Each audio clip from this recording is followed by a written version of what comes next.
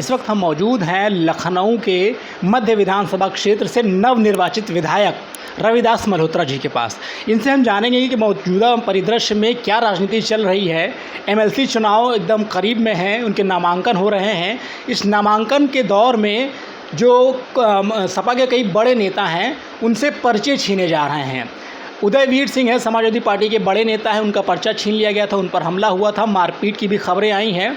इन सब को लेकर के रविदास मल्होत्रा जी और उसकी जो प्रदेश अध्यक्ष हैं नरेश उत्तम पटेल जी का एक दल चुनाव आयोग से मिलने के लिए गया था। इनसे हम जानेंगे कि क्या बात हुई थी। सर, सबसे पहले तो ये बताएं, एमएलसी के चुनाव को लेकर जो धांधली चल रही है या जो चीज़ मारपीट का सिलसिला सामने आया है, आप लोग चुनाव आयोग के पास गए थे, क्या बात करने के लिए गए थे? विधानसभा चुनाव के बाद विधान परिषद चुनाव में भारतीय जनता पार्टी बेईमानी और धांधली करके चुनाव जीतने का प्रयास कर रही है।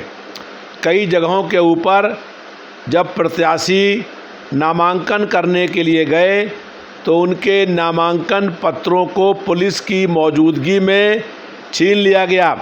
प्रशासनिक संरक्षण में गुंडे लोगों ने हमला किया और हमला करके प्रत्याशियों के नामांकन पत्र को छीन करके उनको नामांकन नहीं करने दिया।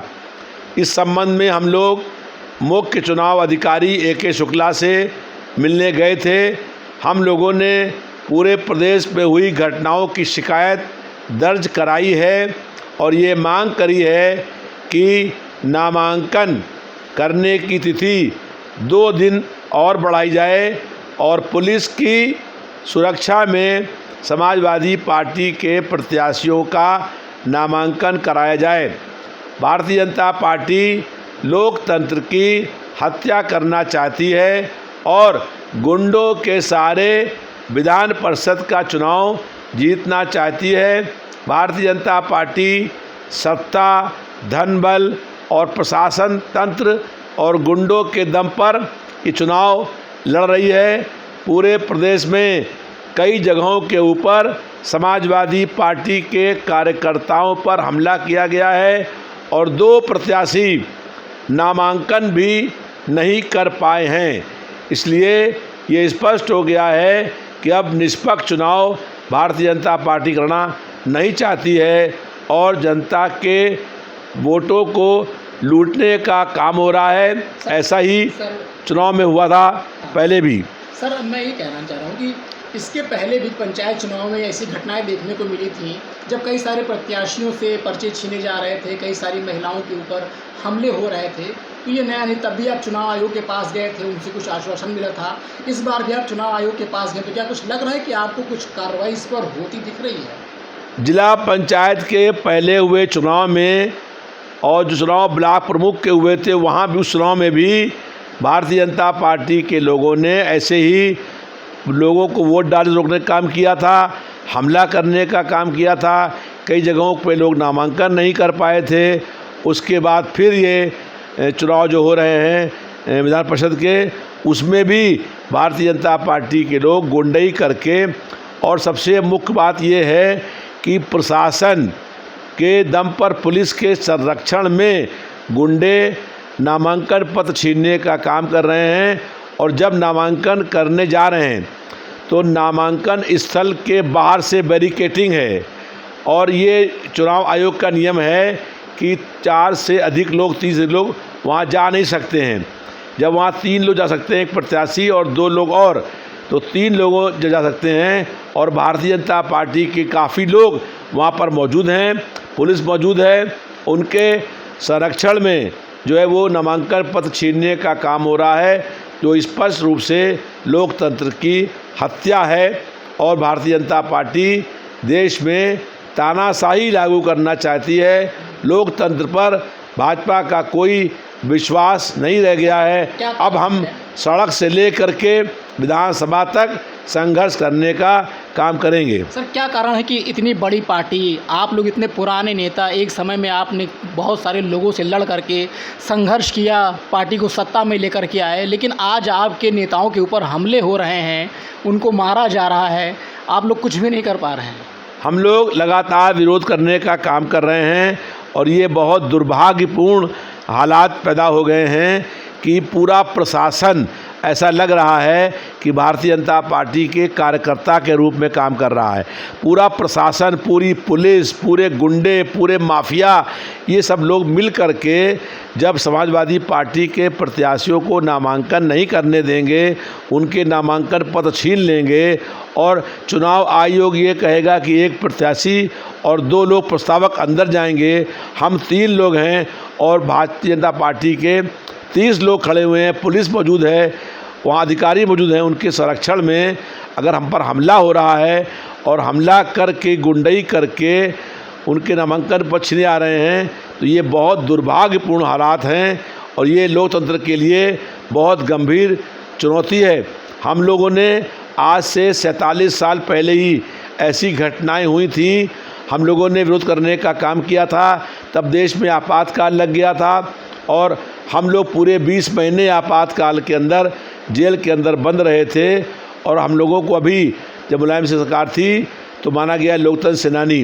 लेकिन आज जो है सबसे अधिक खतरा लोकतंत्र पर फिर से हो गया है और भारतीय जनता पार्टी लोकतंत्र की पूरी तरीके से हत्या करना चाहती है। इसके खिलाफ हम लोग हर स्तर पर संघर्ष करने का काम करेंगे। ज़रूरत पड़ेगी तो हम लोग सर्वोच्च न्यायालय और उच्च न्यायालय भी जाने का काम करेंगे। एमएलसी चुनाव में जो टिकट वितरण हुए हैं उस पर सामाजिक प्रतिनिधित्व पर बहुत सवाल खड़े किए जा रहे हैं अखिलेश यादव पर। लोगों का कहना है कि कई सारे यादवों को उन्होंने वोट दिए हैं, टिकट दिए हैं इस बार, क्योंकि वोट उनको समाज के हर तबके ने दिया है, लेकिन जो टिकट दे रहे हैं वो ज़्यादातर यादवों को वोट दे रहे हैं। इस पर क्या कहेंगे आप? ऐसा नहीं है, हर जगह देख करके जो प्रत्याशी दमदार है, पार्टी के प्रति वफादार है, चुनाव लड़ने में सक्षम है, इन सब आधारों को देख करके टिकट बांटने का काम हुआ है और जनता हम लोगों को चाहती थी, परिवर्तन करने की जनता का मन बना हुआ है। लेकिन भारतीय जनता पार्टी बेईमानी, धांधली, गड़बड़ी, प्रशासनिक लोगों के दबाव में जो है वो हेराफेरी कराने का काम कर रही है। हम लोग उसके खिलाफ संघर्ष करने का हर स्तर पर काम कर रहे हैं और संघर्ष करने का हम लोग काम करते रहेंगे। जनता आज ये जान गई है कि भारतीय जनता पार्टी जनता के वोट से नहीं, गुंडों के वोट से, माफियाओं के वोट से, पुलिस के संरक्षण में जो है वो प्रशासन के संरक्षण में गुंडों के दम पर जो है चुनाव जीतना चाहती है, चुनाव जीत रही है। लेकिन आप देखा आपने कि प्रदेश में भी सरकार बनी, लेकिन कहीं कोई जनता का वर्ग में कहीं कोई खुशी नहीं है। तो इससे स्पष्ट है कि जनता के वोट को लूटने का काम हुआ है। जिस तरीके से रावण ने साधु वेश में सीता माता का हरण किया था, वैसे ही साधु वेश में जो है वो जनता के वोट का हरण होने का काम हो रहा है। अब ये लड़ाई असत्य और अन्याय के खिलाफ न्याय और सत्य की लड़ाई है। सर, एक आखिरी सवाल आपसे लेंगे। ईवीएम को लेकर के अक्सर सवाल उठाए जाते हैं। जब चुनाव करीब में आते हैं तो आपकी पार्टी के भी नेता अखिलेश यादव जी भी खूब जो है आलोचना करते हैं कि ईवीएम में धांधली हो रही है, ईवीएम में गड़बड़ी है, मूवमेंट चलाते हैं। लेकिन जब चुनाव ख़त्म हो जाता है तो शांति से बैठ जाते हैं। तो क्या आप लोग आने वाले समय में ईवीएम को लेकर एक लंबी लड़ाई लड़ने के मूड में हैं या फिर चुनाव तक ही सीमित रह जाएंगे? देखिए, चुनाव पहले ईवीएम से हुए थे, उसमें धांधली हुई थी, हम लोगों ने बहुत सारी शिकायतें करी। उसके बाद उसमें ई-पैड कहा गया कि जो है उससे आप देख सकते हैं कुछ सुधार हुआ। लेकिन भारतीय जनता पार्टी ने प्रशासन तंत्र को पूरा कब्जे में ले करके घपला करने का काम किया। आपको मालूम है कि 28 फरवरी को मेरे ही सेंट्रल के आरओ जो हैं स्ट्रांग रूम के पास पहुंच गए थे और उस गाड़ी के अंदर हथौड़ा, छेनी, आरी, पेचकस, राड, चाबी, ताला, सील सब मौजूद थी। वो पकड़े गए, उनको हटाया गया उस पद से। तो ये प्रमाण है इस बात का कि भारतीय जनता पार्टी की सरकार प्रशासन को दबाव में ले करके और बेईमानी करके चुनाव जीती है विधानसभा चुनाव में। और वैसे ही अब चुनाव जो एमएलसी के हो रहे हैं उसमें उसी लाइन पर चल करके बेईमानी करने का काम भाजपा कर रही है। इसके खिलाफ जनता को सड़कों पर अब संघर्ष करने के लिए आना होगा।